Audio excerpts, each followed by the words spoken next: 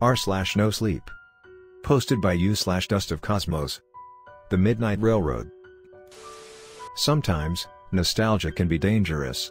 Let me back up a bit. When I was younger, I used to live in a gold rush town. It was founded in 1820, and it became extremely popular due to its abundant riches. But that was all in the past. When I was living there, most people had left. Every last bit of gold was drained, and the ones who remained still looked for it.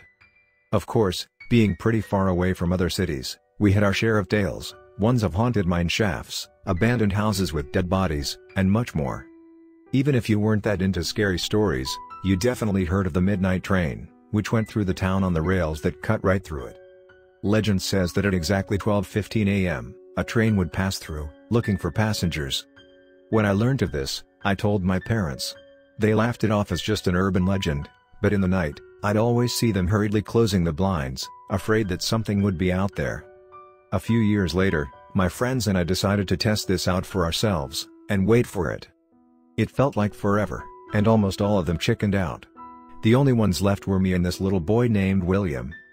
Finally, when it was time, a train cut through the night and stopped right where we were. I stepped onto the train, thinking this was a dream. The train sped up and went all around the town. I could see my house, my friend's house, and the mine shafts. When the train halted, and I stepped out, I could see that this did not seem right. All the houses were abandoned, and the only people there were William and Ime. As the train started to move, I hung onto it and screamed to go home. The train seemed to move like lightning, and before I knew it, I was back. It was now around 8 o'clock in the morning, and I could see my friends going to school. As I caught up with them, they asked me what I had seen. I began to share my experiences, but once I got to the part about William, they all looked confused. "Who are you talking about? There's nobody named William in this town." I tried to tell them, but it didn't work. Then I remembered. When I had clung to the train, William stayed there. It seemed like he had just vanished, and I was the only one who remembered. With such a creepy experience, you'd think I would never go back. And you'd be right. After that, I stayed away from urban legends, in fear that they were real. But, as the years passed, and my grip on my memory began to fade, I decided to go back. It's been 50 years since this event, and I knew that my hometown would much closely resemble the town I saw after I took the train. I drove for about 5 hours, not knowing where I was going, just that I was going in the right direction. When I stopped, I found it. It was exactly like the town in my vision, except this time, I knew it was real. I looked around and stopped to take a few pictures. But as I was taking it, I was scared out of my mind by someone tapping my shoulder. I turned around, half expecting there to be a ghost, but it was just a little boy. "I'm sorry for scaring you, but do you have any food with you?" he asked. "I have a granola bar with me, but where are your parents?" I asked. "I don't know," he said. He took the bar and ate it hungrily. For a second, his face became disfigured, and almost corpse-like. I rubbed my eyes, and whatever I saw had disappeared. "Let me show you the others," he said. The boy led me to a house where there were 10 children, all wearing outdated clothing, which was torn and dirty.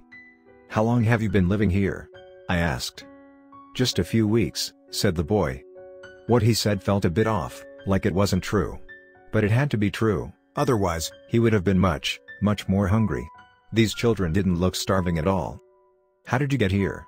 I asked. "We got here on a train," said a little girl. Now I knew something wasn't right. No trains had run through this town for about 200 years now. Unless... Again, the faces of the children changed, looking lifeless. But as quick as the change came, it vanished. But then, I remembered. The boy that I spoke to first, he was William, who everyone had forgotten. The girl's name was Abigail, and she vanished one day, never to be seen again. Why had nobody remembered them? And why were they alive? The last time someone saw them was 50 years ago. It became clear to me at once. I wasn't talking to live children, I was talking to their corpses. I ran out of the house, into my car, and drove away. I never looked back. My daughter's house was around a few hundred miles from here, and it would take around 6 to 8 hours to get there. I drove across the barren roads, and in a few hours, I began to see civilization again. After I found her house, I knocked on the door. She opened her door and looked surprised to see me. "Mother, where have you been?" she asked. "I thought I told you where I was going." I was visiting my hometown, I said. I had only been gone for a few days at most, so why was she so surprised? Yes, but you've been gone for so long, I sent a search party out for you. I began to lose hope after the first few months, she said. r/NoSleep. Posted by u/Nana_mouse. I met a strange cat in the forest. I've been getting to know the new property. The farther back it goes, the wilder the woods are. The forest was strangely dark out here, even in the middle of the day. My eyes were straining to see ahead. I jumped when something landed in front of me. It was a cat, facing away from me with its bushy tail twitching. "What a pretty boy," I cooed. "What are you doing all alone in the woods?" "We're not alone," a voice answered. "We've never been alone," a second voice added. It was identical to the first, but it overlapped in a way a single voice can't. "We'll never be alone." I couldn't tell if it was the first voice or a new one. The cat turned to face me. Its two eyes blinked lazily while three mouths bared their teeth at me. "You'll ask 3 questions, one of the mouths declared.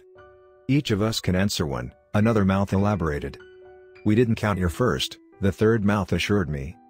"You don't understand." "You won't understand. We are past, present, future. You may test us. Others have. You will waste questions. You have 3. It was hard to keep up with 3 mouths speaking, but I got the gist of what they were saying. It seemed a safe bet that if the past mouth could answer a question correctly, the future might too. "What were my mother's last words?" "I see your father." "Nice try, my mother's still alive." All 3 mouths laughed at me. "When you inquire of the future answers. The future has spoken." The mouth who answered my question licked its paw innocently. "You have 2 questions." I thought for a minute. "Did I make the right choices in my career?" I asked. "You made the choices that led you here." I meant, will they lead to? The future has spoken. I guess there was no way around the past, present, future thing. The mouth who answered my second question yawned and the single pair of eyes looked up at me expectantly. "You have 1 question. Only I can answer." I nodded. The first 2 questions were about the future and the past, so this one had to be about the present. I took a minute to think, even the forest seemed to be holding its breath in anticipation. "What are you?" I finally asked. The cat slow blinked at me again. All 3 mouths grinned up at me. "Presently, in this moment," it began slowly, almost teasingly, "we are a distraction." A large branch snapped behind me,